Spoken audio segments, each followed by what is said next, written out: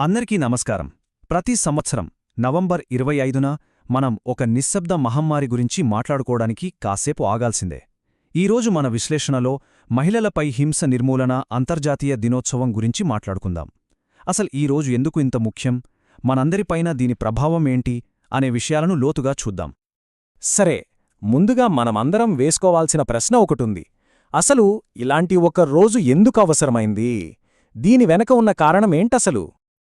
ఒక్కసారి ఈ సంఖ్యను చూడండి. 84 కోట్లకు పైగా. ఇది ఏంటో తెలుసా? తమ జీవితకాలంలో శారీరక లేదా లైంగిక హింసను అనుభవించిన మహిళల సంఖ్య. ఇది జస్ట్ ఒక నంబర్ కాదు, మన కళ్ల ముందున్నా పట్టించుకొని ఒక పెద్ద సంక్షోభానికి నిలువుటద్దం. ఆ సంఖ్య ఇంకా బాగా అర్థం కావాలంటే ఇలా ఆలోచిద్దాం. ప్రపంచవ్యాప్తంగా ప్రతి 3 మహిళల్లో ఒకరికన్నా ఎక్కువ మంది వాళ్ల జీవితంలో ఏదో ఒక రూపంలో ఈ హింసను ఎదుర్కొంటున్నారు. అంటే ఈ సమస్య ఎక్కడో లేదు, మన చుట్టూనే ఉందన్నమాట. ఇంకా బాధ కలిగించే విషయమేంటంటే ప్రతి ఏటా 1,11,100 మందికి పైగా మహిళలు, బాలికలు హత్యకు గురవుతున్నారు. అది కూడా ఎక్కడో కాదు, వాళ్లకత్యంత భద్రతగా ఉండాల్సిన సొంత కుటుంబ సభ్యుల చేతుల్లోనే. ఈ నంబర్స్ అన్నీ వింటుంటే నిజంగా షాక్ కలుగుతుంది. కాని ఈ మొత్తం ఉద్యమం వెనక ఒక కథ ఉంది. 3 సోదరిమణులు ధైర్యానికి సంబంధించిన కథ. ఈరోజు వాళ్లకిచ్చే ఒక నివాళి. సరే, మరి ఇంత పెద్ద ప్రపంచ ఉద్యమానికి ఒక నిప్పురవ్వలా కారణమైన ఆ 3 సోదరిమణుల కథ ఏంటో తెలుసుకోవడానికి కాస్త వెనక్కి వెళ్దాం. వీళ్లే మిరాబల్ సోదరిమణులు. డొమినికన్ రిపబ్లిక్లో రాఫెల్ ట్రుజిల్లో అనే ఒక నియంతో ఉండేవాడు. అతని క్రూరమైన పాలనను ధైర్యంగా ఎదిరించి స్వేచ్ఛ కోసం గొంతెత్తారు ఈ 3. కాని వాళ్ల స్వేచ్ఛాకాంక్షే వాళ్ల ప్రాణాల మీదకు తెచ్చింది. వాళ్ల త్యాగం ఒక ప్రపంచ ఉద్యమానికి ఎలా దారితీసిందో ఈ టైంలైన్ చూస్తే అర్థమవుతోంది. చూడండి, 1960 నవంబర్ 25న వాళ్లని చాలా దారుణంగా హత్యచేశారు. కాని వాళ్ల మరణం ఊరికే పోలేదు. 1981 నుంచి మహిళా హక్కుల కార్యకర్తలు ఆ రోజును హింసకు వ్యతిరేకంగా పాటించడం మొదలుపెట్టారు.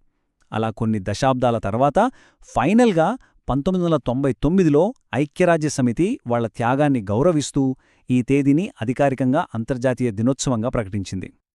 అది గతం. మరి ఇప్పుడు ఈ ఆధునిక ప్రపంచంలో ఈ పోరాటం ఎలా సాగుతోందో చూద్దాం. ఈ రోజుతో 16 డేస్ ఆఫ్ యాక్టివిజం అనే ఒక పెద్ద అంతర్జాతీయ క్యాంపెయిన్ మొదలవుతుంది.